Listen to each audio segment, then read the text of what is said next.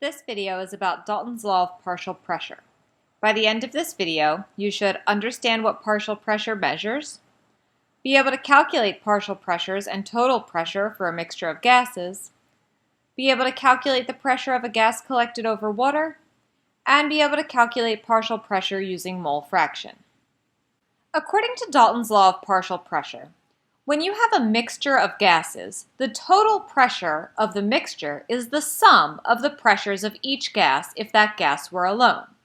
This can be represented mathematically as shown. P total is equal to P1 for the first gas plus P2 for the second gas, and so on for however many gases are in your mixture. Each of these P's with subscript numbers are your partial pressures. We can also write this equation using Pivnert. Notice here, we've rearranged the ideal gas equation to solve for pressure. So by plugging in moles, temperature, and volume for each gas in our mixture, we can also calculate total pressure. Here's a visual example of this concept. Here we have 0.6 moles of H2 exerting a pressure of 2.9 atms. At the same volume and temperature, we have 1.5 moles of helium exerting 7.2 atm. When we combine the two gases, again at the same volume and at the same temperature, we have 2.1 total moles of gas, and we have a total pressure of 10.1, which is the sum of the two partial pressures of the gases. Here's an example problem to try on your own. You'll need to use the ideal gas equation in order to solve for each partial pressure. When you come back, I'll reveal the answer. Welcome back. Here's what you should have gotten. Notice I used Pivnert, or the ideal gas equation, to solve for the pressure of each individual gas. So the partial pressure of oxygen is 3.84, and the partial pressure of helium is 19.5. The total pressure, then, is the sum of those two partial pressures, or 23.34. One of the ways that partial pressures are very valuable to us in lab is for when we collect a gas over water. We've done this a few times in the past.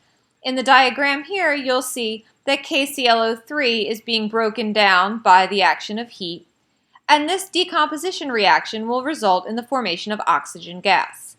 The oxygen gas is then collected by bubbling it through water up into a container. As the container fills with oxygen gas, it displaces the water. This allows you to capture the oxygen gas without it escaping into the atmosphere. Here we've measured the pressure of this gas in the container by equalizing the water level inside the container and outside the container. Then we know that the pressure inside will equal the pressure outside, or the atmospheric pressure. The atmospheric pressure then is equal to the total pressure in the container. However, the container doesn't just contain the oxygen gas we collected. It also contains a small amount of water vapor. We need to account for the pressure of the water vapor in order to determine the partial pressure of the gas we've collected. We can do this by finding the vapor pressure of water at a given temperature and subtracting it from the total pressure in the container. Here's an example question that mimics the diagram we just looked at. Pause the video here and see if you can calculate the partial pressure of oxygen as well as the mass of KClO3 that was decomposed. When you come back, I'll reveal the answer. Welcome back. The partial pressure of oxygen was easy to find since we just had to subtract the partial pressure of the water vapor from the total pressure in the container. Once we have our partial pressure of oxygen, we can use the ideal gas equation to solve for moles of gas, and from there we can use our stoichiometric ratio to determine how many moles and then how many grams of KClO3 were decomposed. We also find that the concept of mole fraction is helpful in determining partial pressures. A mole fraction, which is represented by a large italicized X, is the ratio of the number of moles of a given component in a mixture to the total number of moles in that mixture. For instance, if we have a mixture containing, say, 3 gases as shown here, the mole fraction of the first gas would be the number of moles of that gas divided by the total number of moles of all the gases in the mixture. Likewise, the mole fraction for the second gas would be the moles of the second gas divided by the total moles. Since the number of moles and pressure are proportional, we can relate the mole fraction to the partial pressure of a gas in a mixture. We see that equation here. The partial pressure of the first gas is equal to the mole fraction of the first gas times the total pressure. Here's an example to try using those two equations. Pause the video here, and when you come back, I'll reveal the answer. Welcome back.